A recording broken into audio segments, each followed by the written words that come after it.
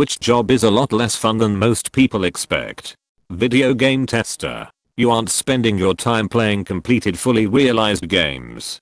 You are playing the same level of a game over and overseeing if there are bugs. I had a friend who got a job as a tester at Activision. They had him testing interactive Disney storybooks.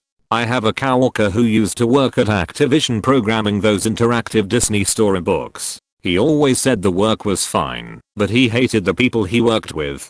Video game testing is like prostitution. It's doing something you love in the least fun way possible.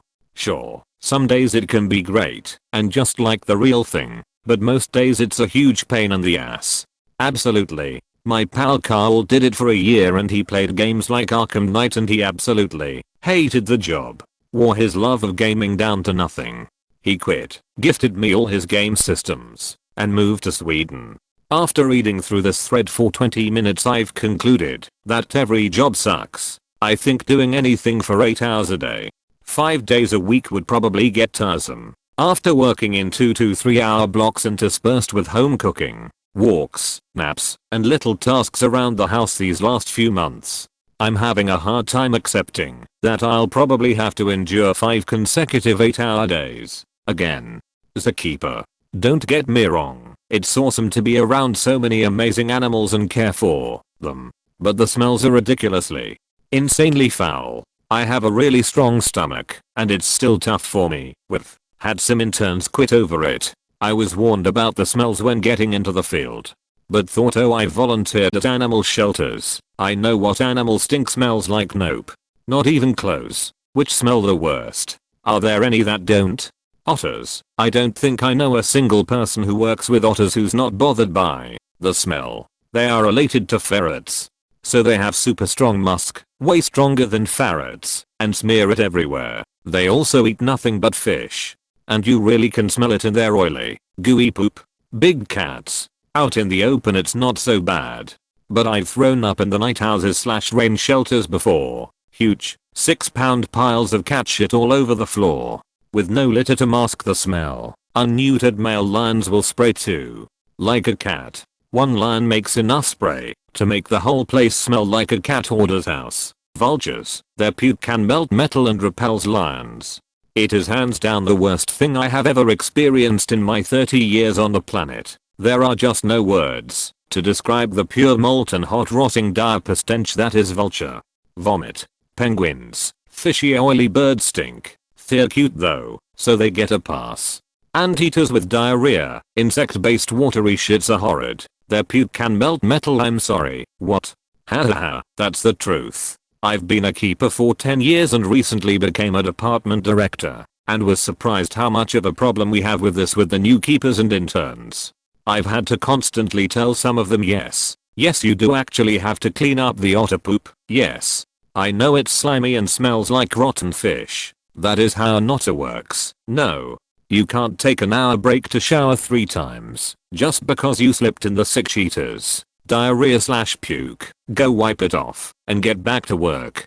Sounds like your zoo needs to install a people shower. Demolition. Everyone wants to break shit with a sledgehammer. Everyone is tired of lifting that sledgehammer by 5 swings. Nobody wants to load the broken stuff into bags or a wheelbarrow and take it to the dumpster. I did a 2-week demo job years ago where I had to jackhammer, 75 pounds at least, a concrete slab, and grind rubber into pieces. I'm in good shape, and that job fucked me up. I always say the more fun it is to go somewhere, the worse it is to work there, like amusement parks and arcades. Honestly, every job that lots and lots of people really want to do sucks. Mostly due to supply and demand. You're gonna be treated like shit, and if you complain you're gonna be fired, because you're inherently replaceable. Because there's thousands of people that would love to do your job for even less money than you are making. I tried to explain this to my father when I was going to accept a bartending job at minimum wage. He said I should demand at least 15/hours, and I told him they would laugh me out of the bar and find some college student willing to work for less than minimum wage. The fact I would be getting minimum wage was because I knew the bartenders and the owner, so I would have started out at a higher position than just entry level. I didn't want to bartend. It was a guaranteed job with people I knew right after I graduated. It was more than I had otherwise, and I was easily replaceable for cheaper. Working in an animal shelter. For sure. It's probably less intense than zookeeping, but the amount of people who apply or volunteer expecting to come in and play with cute puppies all day is absurd. We're basically animal maids. You deal with animals of all sorts of behavioral and developmental stages shitting and pissing every fucking where, and then you look over and this fucking dog named Chumbawamba swimming in his water bowl, so you gotta fill that up 6 times and dry his kennel out, and then you go and mop up the cat room around 10 kittens who want to eat your mop, and also 4 children who are all yelling that there's puke in the floor and I must clean it now, not to mention all the extra behind the scenes work that the public never sees.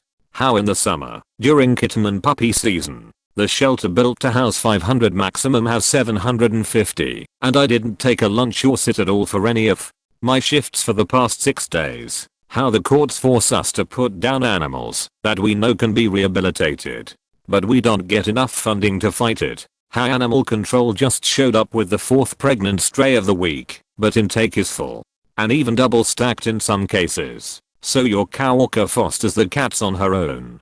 Not even to mention the shitty fucking people who do dumb shit and end up getting bit or scratched, and the animal is the one who bears those consequences. I'm the proudest shelter worker in the world.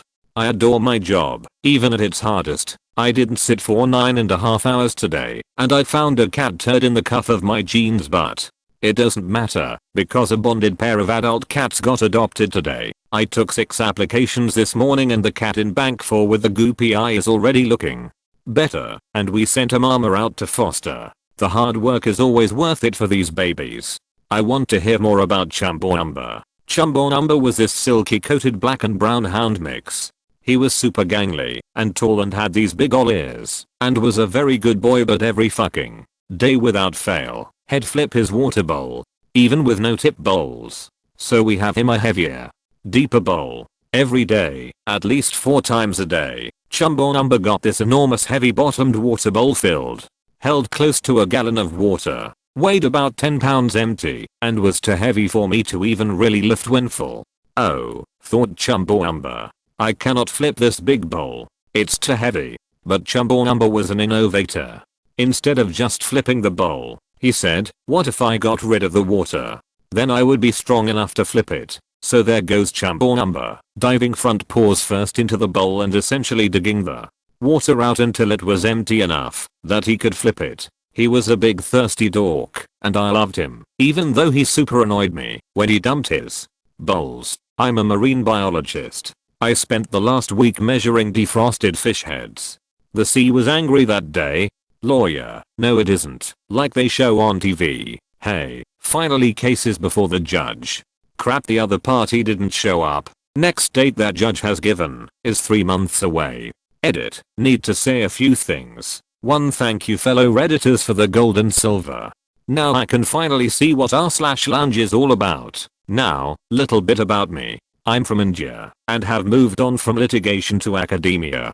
Personally it was the right decision for me, as now I'm way less stressed and can work on things that intellectually stimulate me. Having said that, I need to clarify that law is still a very rewarding profession. There is something in it for everyone, for those who want to change the world as well as for those who want to make money. It just demands too much of your time, plus the results of all your efforts are not immediate, and that can get stressful. Also, yes, that song "Don't Be a Lawyer" by Crazy Ex-Girlfriend is pretty spot on. I have seen this question before, and then it was Zookeeper at the top comment too. Nice. Anyways, there's this making of Frozen 2 mini doku. Most animators work weeks for a minute of animation of one character, if not less. At one point they decided to leave out a piece that one person had solely been working on. Must be crappy to be part of the credits without being able to say this is my part. I couldn't believe it. It was even crazier to me when Sterling K. Brown recorded an entire song and it got scrapped. It's insane how much ends up on the cutting room floor for a movie to be just right. I was so psyched for the animator that did that in scene 4 Into the Unknown though. She killed it. We need to appreciate animators way more. It's a tough job we take for granted. Baker. Coming into work at 3/4 am. so you can have a 6 baked goods is miserable. 00000HY0 U Street L0 VETHEWAUSMLLWHNG0H0 me. Nope, I go home smelling like burnt oven. Working in a music store, musical instruments, your days are spent listening to 50 different people play 50 different riffs poorly simultaneously, as if they are all putting on their own concert. Some of my least favorites. Person who thinks playing well and playing loud are the same thing. Person who wants to make sure you know they are very smart and you are very lucky to be in their presence. Person who goes to absurd lengths to test out drumsticks to make sure they are pitch matched without knowing how to execute any of those techniques.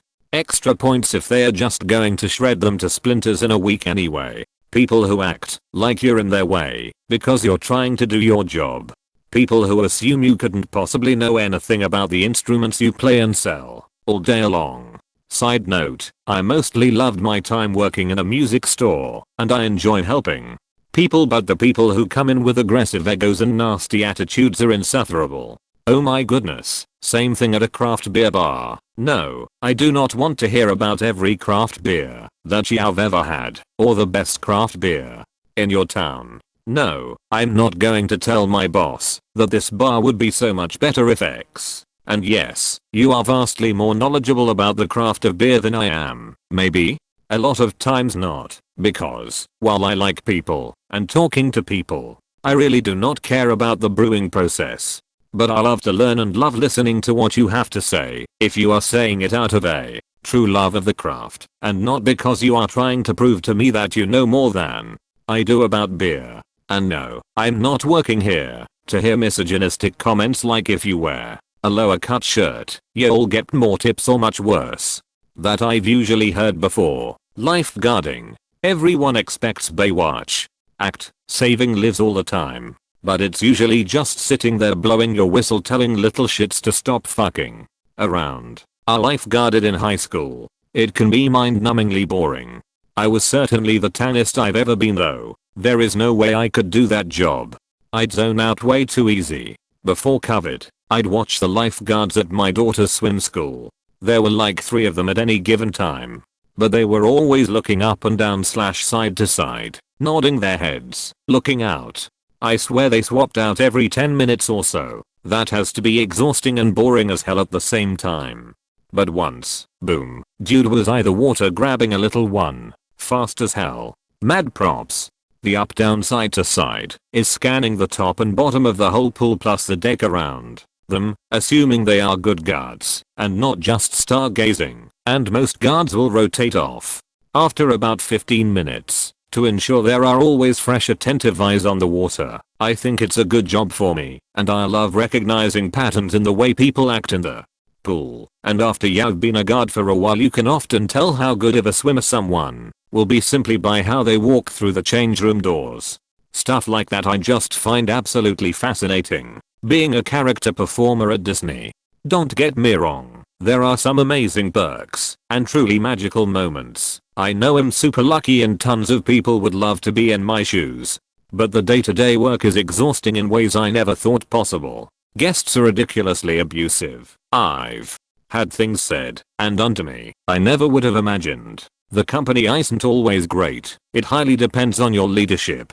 And there's so much focus on your body and face, good and bad, that it can be incredibly depressing and difficult emotionally. Plus, you have to accept that there's very little upward mobility. Most people grow out of it, and it's rough to know that one day you'll get too old or too fat and you will have to start all over in a new career field. So you constantly are thinking either 1. What you're going to do when you leave. 2. How you're going to keep yourself there. I personally knew it would be temporary, and I now only work there seasonally while I have a normal career. But Disney has a way of sucking you in. Edit. Hey, my first award. Thank you so much. A long time ago the local schools would have grad night at Disneyland. One year a group of rowdy boys decided they would beat up Mickey Mouse. Not only were they total assholes, but Mickey Mouse was a girl that night. The school got banned from Disney for 10 years. I had someone try to give me a piggyback ride when I was Pooh Bear. Fell right on my his face. Good thing he is stuffed with fluff is cause I didn't feel a thing. Fun fact. Like 98% of Mechas are girls, it's difficult to find guys 50 and under. Cybersecurity. Bro, the move is do us no justice. Hacking is not as fast, nor is it as easy as the media makes it. It's a great field, but you spend a lot of time researching or watching paint dry. Especially in the gov side. Edit. I'll never be able to answer all of your questions. I'll answer some PMS as I get a chance. Edit 2. No more questions about the field. Getting spammed. Gamma Master at an escape room. It's the same repetitive script. Resetting the same stuff. Giving clues and hints about the same things. The patrons are often competitive families who argue.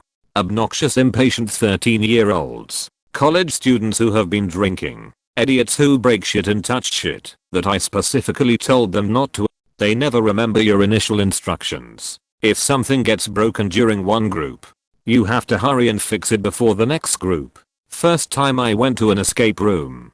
The guy had an empty booking after us, so we just hung out and chatted for a bit. He told us all about how he researched other escape rooms and got professionals to help him build a story that allowed for fun puzzles too. He told us about how he and his wife went all over the place and on eBay looking for cool props, decorations and scenery to make the place how they wanted it. He was really excited when he talked about it and said he's looking forward to opening another.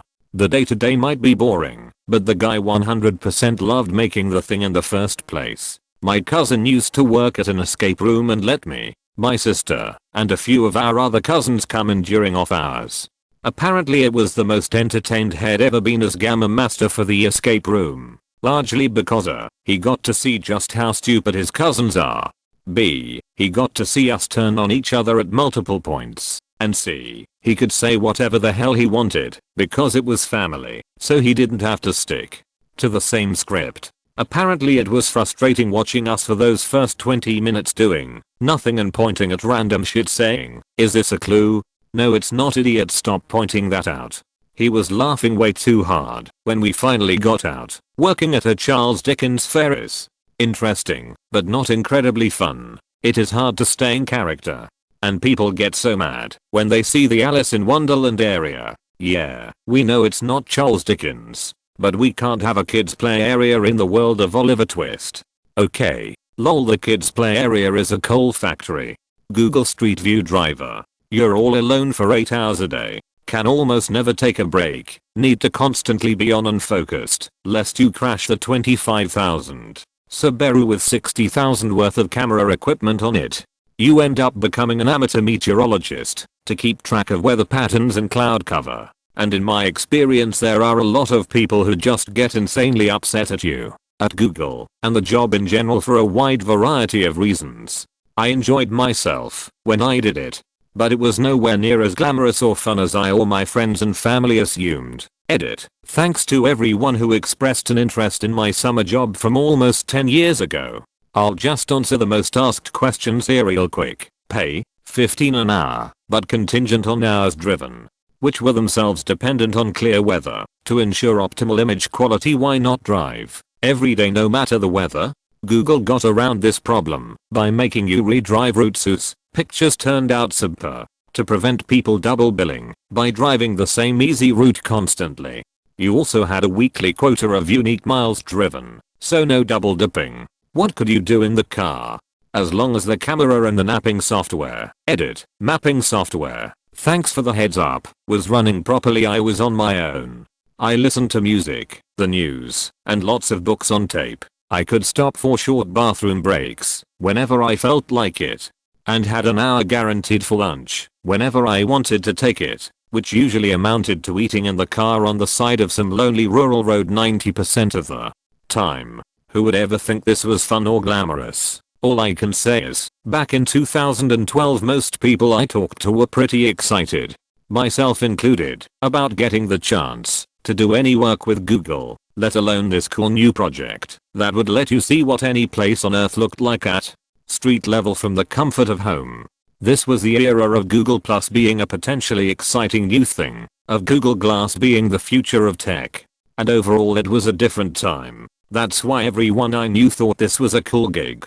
Had that gig for a while too and agree. Kinda sucked that actually caring about the quality of my work, not driving while the weather was iffy, meant I was making less money than people who just drove regardless of weather. Also the pay in general sucked. I heard the Bing Map drivers got paid like a third more. Always thought a free Google Maps t-shirt would have been a nice token after driving X hours.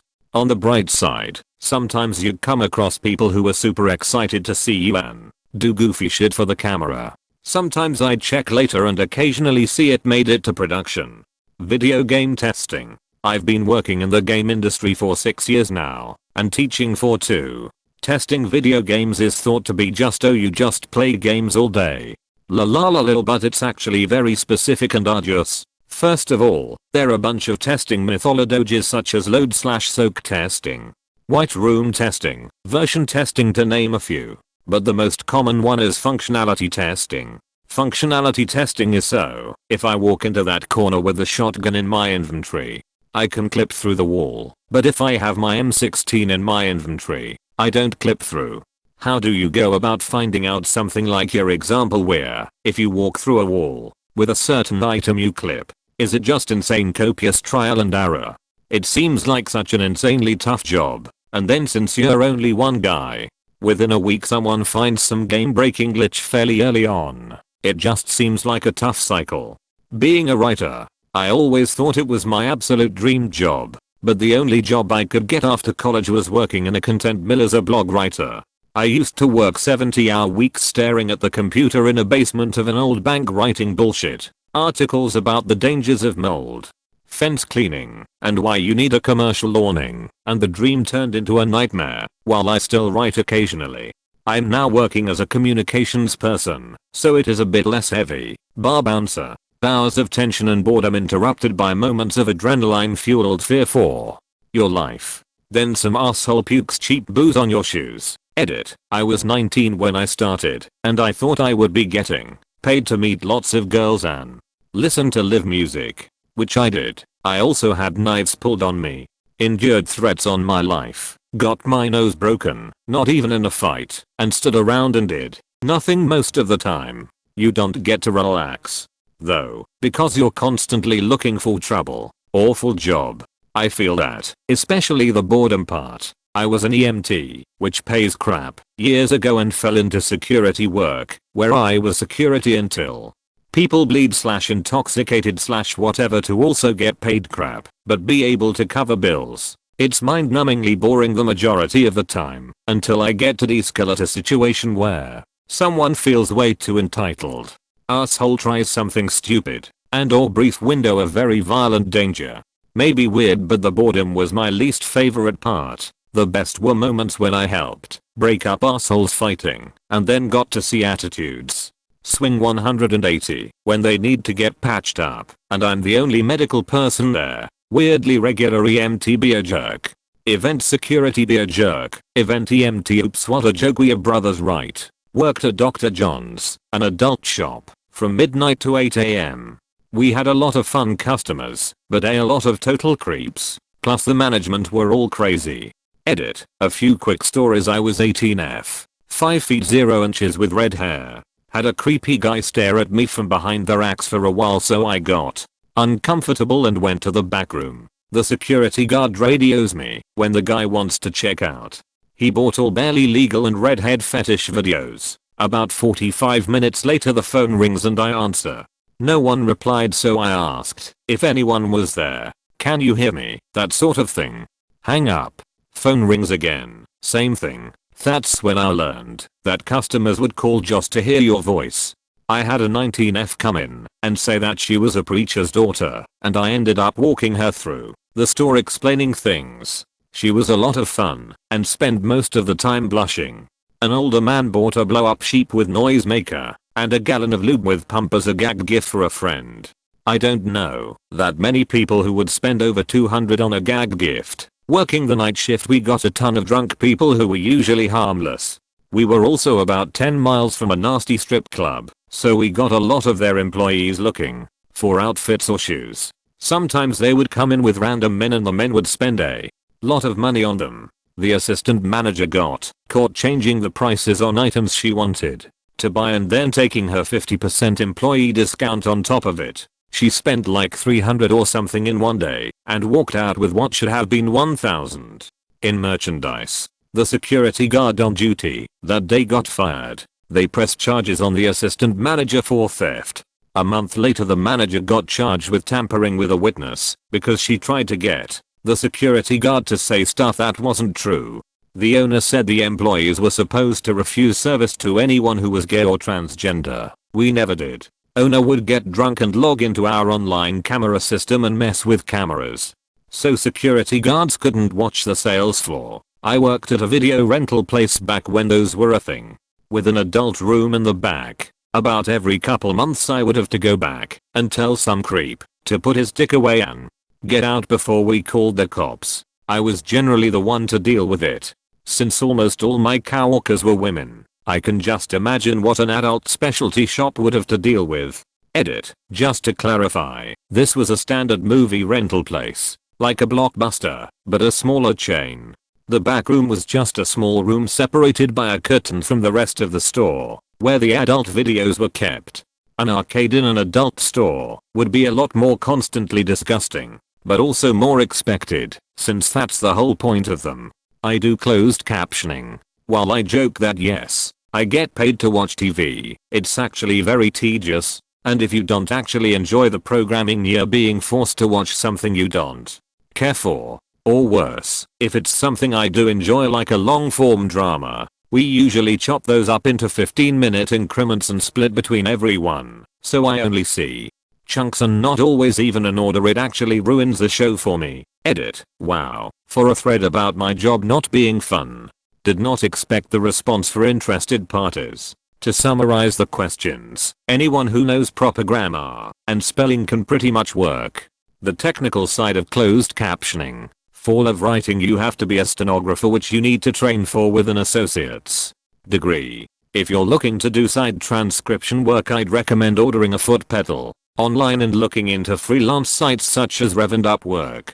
I can imagine it's tedious. My partner corrects YouTube videos sometimes, and that takes so long. As a deaf person, I really appreciate captions. So thank you for doing what you do, accountant. Everyone thinks it's all fun and number crunching. But the constant stream of women throwing their panties and wanting to bear your children is honestly exhausting. My mother's an accountant. From what I can tell, it's a lot of staring at large numbers and making sure they're all correct and going through vast amounts of spreadsheets. Then discovering you made a mistake somewhere on the spreadsheet that was for January, so now you have to redo January, February, March, April, and May. Meanwhile, your deadline for June is in 3 hours. Acting. All the ones we see on TV and movies are the 0.0001% of incredibly lucky and talented people who manage to thrive in a hostile and overcrowded industry. And even when you are working, the actual job itself is 99% sitting on apple crate in hot MacUp, waiting for some grips to move a lighting fixture. Then you say 3 lines over and over again for an hour. And then you rap. That was my experience as an extra. I waited all day for something to do and was given a role as a doorman, but neglected to tell me anything else. Luckily I thought to open the door and it made it on screen, but that was it. Park ranger. Don't get me wrong. I loved it, but a lot of days it was less talk about cool animals while wearing your ranger hat and more the toilets are overflowing again. Go clean the septic tank filter and stir the tank with a shovel. With a little bit of hey, there's a methed out guy down by the bridge. Can you convince him to leave without killing anyone? All for the low price of $26k/year with a college degree. Edit so more people will see this. I hate the idea that this comment might dissuade anybody from becoming a park ranger. These jobs are so varied. And I just happened to work for an underfunded agency with too few staff. Honestly, I still loved this job and would have kept doing it forever if a higher paying outdoor environmental job hadn't pretty much fallen into my lap. Being a park ranger taught me so much. And most importantly, I got trained as a wildland firefighter, which is still my favorite part of my job. If you've always dreamed of being a park ranger, please go for it. Video game developer, non-indie, they're notoriously overworked, especially during crunch time. The field is highly competitive too. So I imagine, if you have the slightest issue with work, being your entire life, it wouldn't be hard to replace you. Voice acting is also pretty brutal. Voice actors generally don't get paid very well, and they are straining their throats, or whatever. Not only that, but video game developers are notorious for not getting paid what they deserve. Especially relative to other peers in the CS world. I mean, a lot of these guys, especially those who make their own game engines and stuff, are basically creating miniature worlds with realistic physics and graphics all from scratch. Obviously a lot of big AAA titles have huge teams working on them, but some only have around 20 people. Being a chef, all the flair and awesomeness they show on Vice and Netflix is far from what actually happens in the industry. It's not all fancy plates and tattooed / cool haired guys doing their thing. It's a drug-infested, law-breaking work environment that only benefits the owners of a restaurant. Edit. Thank you for the love and good reads, people. I have some insane stories I'll share someday. For those asking, I'm a sous chef at Michelin level restaurants nowadays, not a chef de cuisine yet. Edit 2. You guys are insane. I once had a server approach my table and asked where I work because he noticed the scars on my arm. Strong. Flight attendant 1, you are on call, on reserve, forever, have a terrible schedule, have no life, and make no money for 5 to 10 years. 2, while you work for peanuts, you can't afford to use your flight benefits in any substantial way. 3, then, when you finally get a chance to use your benefits for a trip, you have to fly standby, which means you aren't guaranteed to get on the flight you want. 4, then, if you do make it out of town, you better have like a week off so you can make damn sure you're back in your base city in time for your next work shift. 5. Did I mention there is an active US legislation, Railway Labor Act, that allows airlines to exploit so you don't get paid for certain work hours that you actually need to be working? For example, FARs don't get paid for boarding or any time the plane is at the gate. Worst job ever. Edit. Typus and clarity. Being an extra in a movie. Now, it can be super fun. I especially love historical and post-apocalyptic / sci-fi / fantasy type stuff. But a typical day on set wasn't what I thought it'd be when I started doing it. Often we have to get up at 3 or 4 in the morning to get to holding. And if you're a minute late to check in, sometimes they'll kick you out. Then we sit around in holding with sometimes hundreds of other extras. And we're usually sitting there for a good 3 or 4 hours before they start telling us to get ready to film. During this time we go through long wardrobe, hair and makeup lines where they reuse clothes unless you bring them yourself, brushes and makeup without washing them. When we finally get to film, it's often the same mundane motions over and over, exceptions of course, and those are always fun. Then we either get shuffled around or go back to holding. Several more hours pass, we go film again. Hungry? You get lunch 6 hours after your call time. And a usually meager supply of snacks. In between takes it's more standing around. Often in heat or rain, or we all get shuffled into cramped spaces to wait. Days on set are often more than 12 hours. And I know someone who had to be on set for 26 hours straight. They can legally hold you there until they declared filming is done. So don't make plans for the next day, not to mention that you rarely see yourself in the final cut. I'm not trying to bash other background actors or the film industry, because I've met lots of awesome people and gotten to do some pretty cool things. For example, interacting with main actors in scenes, running around in the woods with fake guns, or being a zombie. But when I did my first job as a teen, I definitely thought it would be a lot different. Like others mentioned, I'm not part of the SAG union, and extras who are do indeed get treated better / more perks. Also, it may be different in Hollywood. I've only worked in Georgia. I've also been a stand-in, and I like that a lot better, because you're treated as the crew rather than, well, as extra. Veterinarian. Truly shocked that nobody has said this one yet. We have the highest suicide rate of any profession. It's a lot more talking to people about money and a lot less doing medicine and saving animals than people hope going into it. Not all of the animals are grateful. Some of them want to bite you because you're hurting them and they don't know it's in their best interest. Clients can be hugely manipulative jerks. There's lots of student debt. And don't get me started on near constant exposure to low levels of anesthetic gases. Edit. My colleagues showed up. So for anyone struggling, I want to leave this. Not one more vet. This was the first occupation that came to my mind when I had to put a foster dog down. The vet hugged me tight afterward, and we cried together. She said it was her third for the day, and she would be headed straight to liquor store at 5. She then said, "You'd be shocked how many of us have drinking problems, but it's the only thing that gets me through days like this." A pediatric nurse, being a nurse for children and adolescents.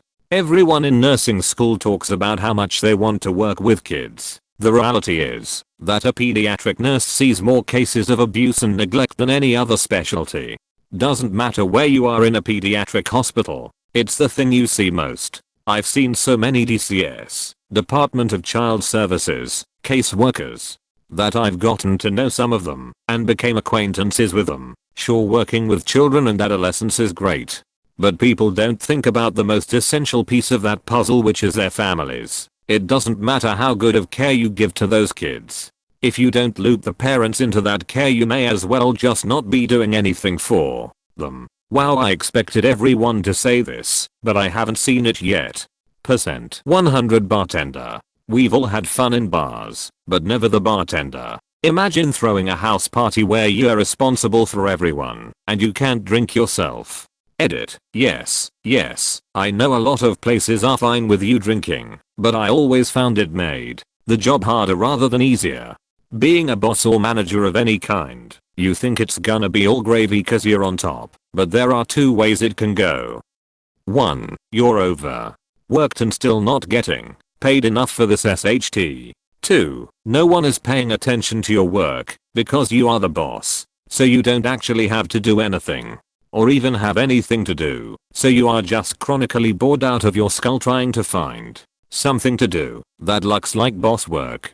Airport baggage handler. Yeah, it's fun being able to see parts of an airport people wouldn't normally get to see, and drive around the airfield in spare time to have a look at some planes, especially fancy private jets. But my god, is it hard. Long hours, no social life, because when you have days off you spend them catching lost sleep. Absolutely horrendous pay for hazardous work. In our training video they showed us the aftermath of someone who had been hit by an ATR 500 propeller and literally just smiled and said, "Don't do this." Also, what some people don't realize is that those bags don't magically appear on the plane. Some are loaded individually by hand. This is called loose load, and not into bins, which is a lot easier. You could be stacking over 200 bags in a space so cramped you can't even be on your knees if you are tall. Some of the bags/cargo can weigh over 30 kilograms, so it is physically back-breaking work, and on some days you may not even get a break on a 12-hour shift, and yes, that happens a lot. But the absolute worst part is the bodies. When someone is being sent home to be buried, we are the ones who put that coffin into the hold and tie your loved one down, and it's not easy for us. My most recent coffin was that of a 2-year-old baby, and my god, I was in tears tying that coffin down in the hold. So next time you're packing for that vacation, remember we are down there. Edit. Wow, this exploded overnight. Thank you for the awards, kind strangers. Also, yes, I'm aware a lot of people don't see this job as fun, but for people with an interest in aviation, any job at an airport is fun. Professional photographer. Not like hobbyist, but business owning photographer. Sucks the love right out of your work. Because you started the business to take pictures. Then Karen doesn't like the way she looks in one of them, so she wants the whole set for free. Plus a shoot for free, plus those images for free. Then the two high school kids getting into a very ill-advised marriage at exactly 18 years old wants to book you for their wedding, but their budget is only 50. Then Karen calls back because she loves your work and wants to pay for another shoot, but only if you agree to do her friend's daughter's destination wedding for free. Then you get a call from your last bride. It's been 2 weeks since their wedding. Where the fuck are her pictures? Then you get no leads from a bridal expo. Then a client finds out you don't support their candidate and tries to take you to court to get her money back. Then some insta thought who thinks she's influencing people offers a collab where you take pro photos of her and she adds shitty Insta filters to it and claims her friend took them and she's not gonna pay. And then you get some entitled mom who wants you to photograph every day of her newborn's first year of life for 100. I went back to being a hobbyist, flight attendant. I did it for a year. Think you're going to have a week-long layover in Paris? Guess again. You're working the red eye to Detroit. Don't get too excited yet. You're laying over in Cleveland tomorrow. Couple that with the job being boring AF. You just sit around for hours at a time on the flights. And it certainly is much less exciting than you would think it would be.